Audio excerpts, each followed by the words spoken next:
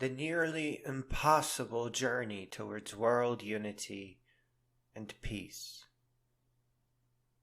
Real education and cultural convergence is one sure way towards world peace. It requires that all the cultures of the humankind grow. In order to make headway in this exhausting and near impossible dream, we have to stop making decisions in the now and begin thinking in terms of generations. To think in terms of generations is to build real educational institutions that make a real and positive difference across all the future of humanity. An educational institution that makes a real positive difference provides its students not with a self-serving system of stupid grades, but several independent student-made businesses at graduation. It is the creation of these businesses that will determine what topics of interest the students will reach for and double as means of setting them free from their poverty. In a very small and very restrained part, the existence of these powerful international institutions is funded by a small, temporary percentage of the student earnings. Unlike today's universities, these institutions are open to all, and out of collective wisdom, dignity, and vision, they only take enough money to stay in business, and they serve billions of students with the express purpose of noble and dignified betterment of the entire humankind. No student will ever be expelled. There will be no grades, no punishment, no records of wrongdoing, only successful graduation. Heartbreakingly, our civilization has not yet progressed far enough to successfully build these large, loving institutions. Humanity is not yet ready to recognize the importance, not yet ready to get it right, as the project would be plagued with liars, pretenders, and failures, and politicians hoping for breadcrumbs. Today, more effort would go into protecting these institutions from liars than helping the students transcend their initial limitations. Without getting too much into it, as there is too much to waste time on. From a very important perspective, heartbreakingly, it is illegal under the U.S. Constitution to provide all children with universal education. The U.S. Supreme Court affirmed that the benefits of universal education do not justify a violation of the Free Exercise Clause of the First Amendment, which reads, "Congress shall make no law respecting an establishment of religion or prohibiting the free exercise thereof." Our civilization is not yet ready to embrace real education.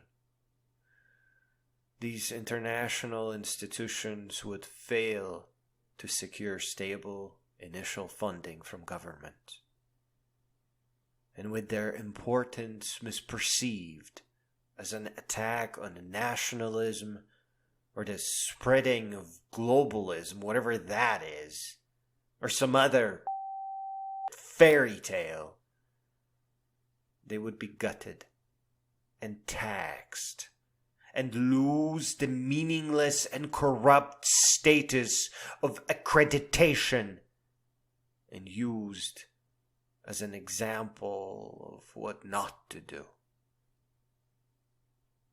Our civilization is not yet ready to learn.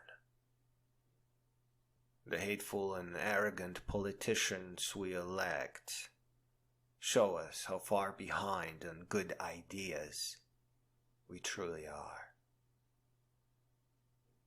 The way education works today creates a very uneven, luck-based, dishonest, and inauthentic, and in some cases hostile, surface for all the future generations.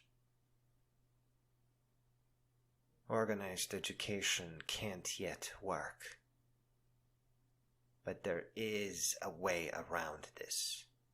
A path of self-education that has already been followed countless times before.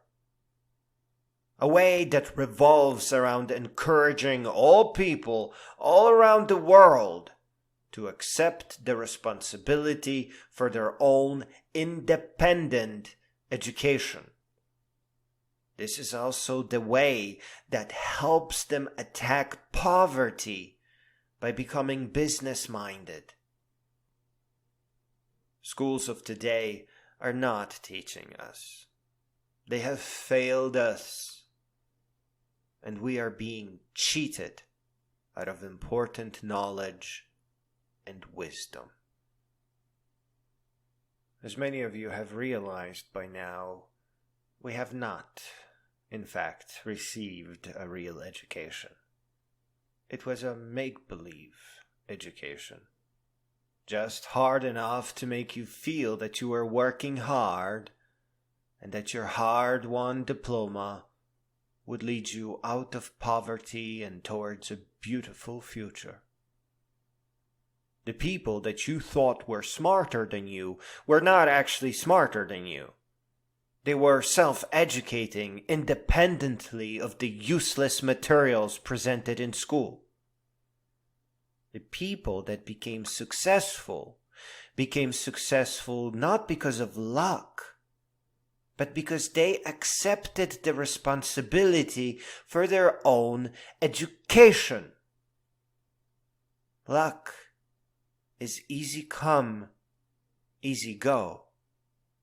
It doesn't stick around like wisdom. People are confused about what education is. They think books, doctors, and dentists. But those are just their boring jobs. That are, in a way, a fun challenge, and certainly were a fun challenge to learn for.